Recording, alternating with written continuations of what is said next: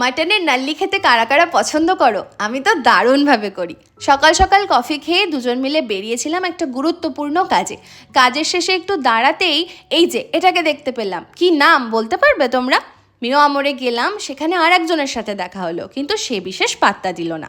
আমি একটা chicken sandwich আর Anirban internet, দুজনে দুটো কিনে খেতে শুরু করলাম। ইন্টারনেটের অবস্থাটা দেখো, খুব চেনা নেটওয়ার্কের মতন, তাই না? বাড়ি এলাম, অনির্বাণ মাটন বসালো, কারণ জন্মদিন আমার, তাই আজকের রাঁধুনি অনির্বাণ। একটা চকলেটও পেলাম, উপহার প্রাপ্তি ভালোই লাগে। রং দেখেই বোঝা যাচ্ছে খেতে কতটা টেস্টি হবে। জন্মদিনের দিনেই প্লেট সাজিয়ে বসার আমেজটা কিন্তু একদম আলাদা, সারা বছর এটা আর পাওয়া যায় না।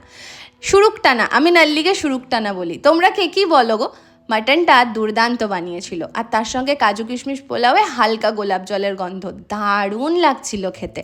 চলো মাটনটা খেতে খেতেই আজকে এই ভ্লগটা এখানেই শেষ করি।